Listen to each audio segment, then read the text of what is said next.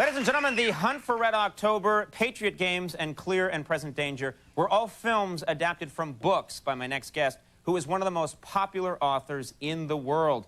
His latest book, The Bear and the Dragon, comes out next week. Please welcome Tom Clancy. Get a nigga, get a table dance.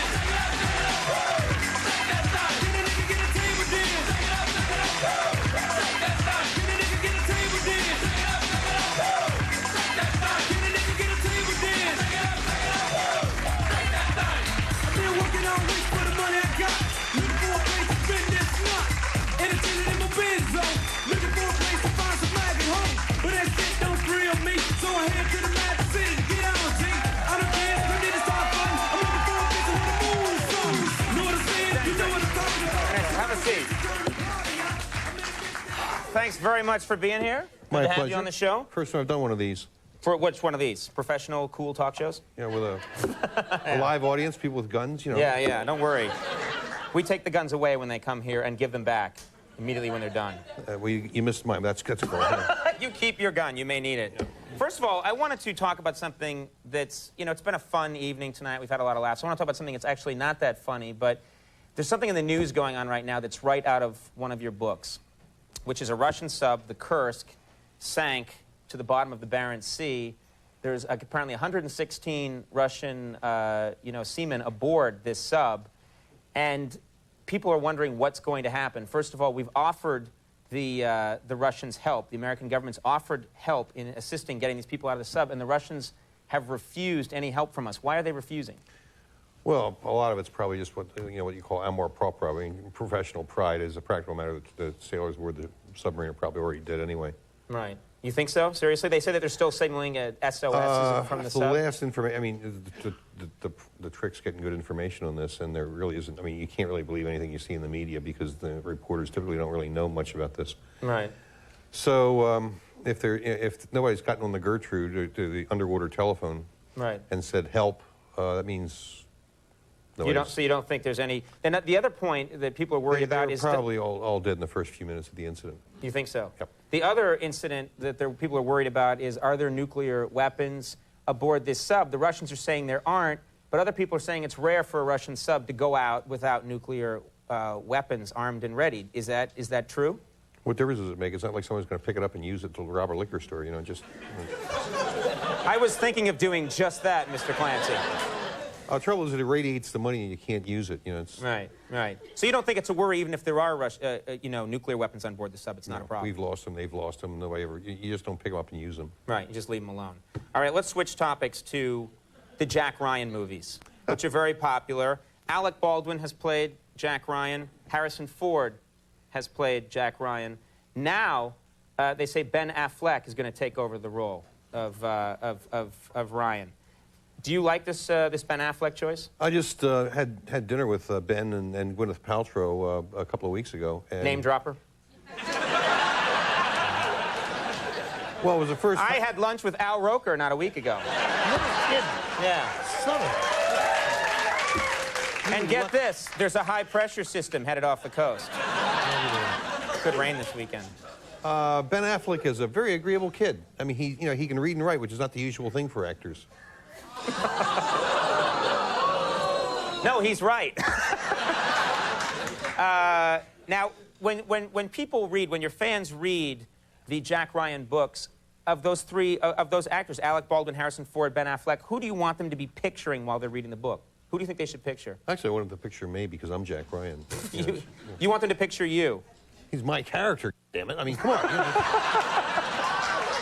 Wow! I'm the only one. I didn't think we'd have the nasty language with you on the show. No, look, I was worried about Chris Rock, and then you come out. No, whenever I publish a book, the same little old lady always writes me and says, "I bought this book. I was going to give it to my son, but the language is so rotten that I'm not going to give it to him." You think it's always the same little old lady. You think, yeah. Well, I mean, it's a little old lady. She can't say what she really thinks. Right. But I mean, look, I don't talk about priests and choir boys. I talk about sailors and soldiers and FBI agents. And the occasional vulgarity may slip their lips, Right, which is fine. Keep going. Yeah. Have you ever thought about casting yourself? And I mean, you have a lot of power. You write these books. Why don't you just cast yourself in the next movie? Why don't you say, look, it's going to be me? Writers are typically not the important people in Hollywood. Right. It's the people who read our words out loud in front of a camera with a director telling them how to pronounce the words who are important out there. You have a lot of anger towards actors. Any actor in particular you want to go after right now? It's pretty late at night. No one's watching. Who do you really hate out there? And what did they do to you? Well, I mean, they Hollywood has occasionally taken... Alec Baldwin? You like Alec Baldwin? He's a good kid. Alec's a great kid. He's a kid, okay. Harrison Ford? You like Harrison Ford? He's not a bad guy. Harrison Ford. Okay, interesting. Let's switch topics once again. I'm going to make this pleasant. There's a lot of tension in your books. You're a great writer when it comes to writing a tense scene. Do you physically get tense while you're writing that scene? Are you that into it? Well, I occasionally invite people into my office and shoot them so I get in the proper frame of mind. You know? So much hostility coming from you tonight.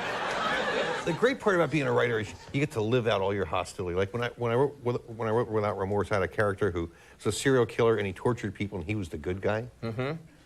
I had to use up years of aggression. You are so frightening me right now.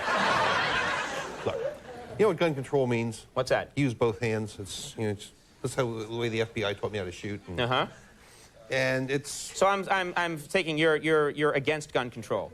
No, use both hands. You know, it's... I'm a proud member of the National Rifle Association, and Okay, cool, all right. And I shoot for amusement.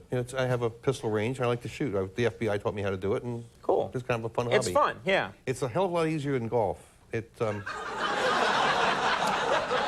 know, I've heard when you combine the two, that's the fun. There was a movie once where they had skeet surfing, where people were surfing and firing shotguns. Right. I can't surf though. It's a pity. Keep trying. You'll get it. The new book is probably your heaviest. Is this your heaviest book? Not quite, no. Really? Yeah, a couple of years ago I published one even heavier. Really? Do you go by poundage? Do you call your publisher and say, I've got a 9-pounder on the way, get ready? No, I get paid by the word.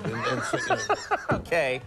All right. Well, it's $1.50 a word, so the more... Sure, let it go. The new one is The Bear and the Dragon, so go check it out. Very interesting to meet you, Tom Clancy. Thank you for being here. Tom Clancy. We'll take a break. We'll be right back. Stick around. Okay, everybody, that is our show for the night. Our apologies to Greg Giraldo. We ran out of time. We'll have him back on the show very soon. Stay tuned for later. We'll see you tomorrow. Good night, everybody.